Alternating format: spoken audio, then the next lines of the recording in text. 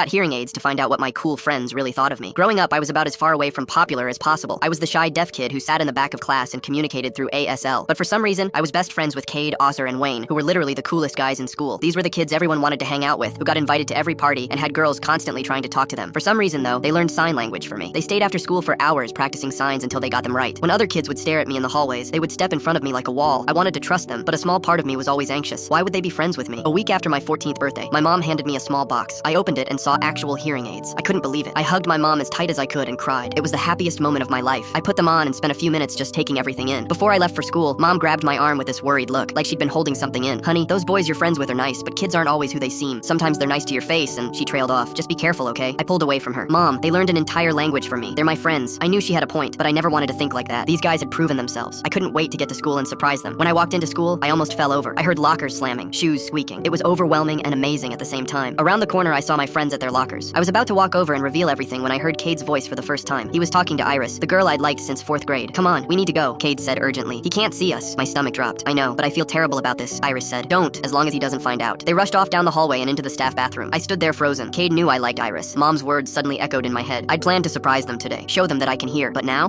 I needed to know what they were really saying about me. The rest of the day, my friends signed with me like normal. They kept asking what was wrong. I could see the concern on their faces, but I just kept thinking about what I'd heard. I didn't tell them anything. The next day before class, I spotted Cade and Iris by the water fountain. So, are you ready? Cade asked. I don't know, Iris said nervously. What if I can't do it? You'll be fine. We've done this 100 times. But what if he notices? He won't. Just meet me at lunch. They glanced around nervously before walking away. My chest hurt. They'd been planning this, and I was too stupid to notice. I started acting more distant with everyone, colder. My friends noticed immediately. Osar and Wayne kept signing, what's wrong? But I wouldn't explain. Maybe they were all in on it. Maybe I really was just the charity case. A couple days later, I caught Cade and Iris outside the cafeteria. Look, you're getting better, but it needs to be perfect, Cade was saying. What if I completely freeze up? Iris asked. Well, the dance is in 3 days, Cade said. You have to be ready by then. My eyes widened. That was the dance I'd been dreaming of going to with Iris for years. They were going to do something at it. I decided that's when I'd reveal everything. I'd show up, catch them, and drop the bomb. The next 3 days were torture. My friends kept trying to talk to me. They looked hurt and confused, but I couldn't tell them. On the day of the dance, I was at my locker. I was planning to avoid everyone until tonight. Then Iris walked up to me, alone. I looked at her confused, wondering why she was here. Had she realized her and Cade were caught? I looked behind her and saw Cade, Osser, and Wayne all watching from down the hall. Iris looked terrified and took a deep breath. Then out of nowhere, she started signing to me. I like you. She was concentrating on each letter. Will you go to the dance with me? Her hands were shaking. Her signing was rough and unpracticed, like someone who just learned. That's when it hit me. I couldn't believe it. Cade wasn't dating Iris. He was teaching her sign language because she likes me and wants me to go to the dance with her. My friends weren't betraying me. They were helping her tell me she liked me. I signed yes, so fast, Iris laughed. Then I spoke out loud. I'd love to go to the dance. Her eyes went huge. I pulled back my hair and showed the hearing aid. I got these 3 days ago. I thought you and Cade. I couldn't even finish. The guys were already running over. Dude, you can hear! They started hitting lockers and jumping around. I'd never seen them act this manic. They were always so nonchalant and cool. Seeing them drop that for me felt just as good as hearing. Fast forward 13 years. Iris and I are married. Cade was my best man. Osser and Wayne my groomsmen. My mom now trusts them completely.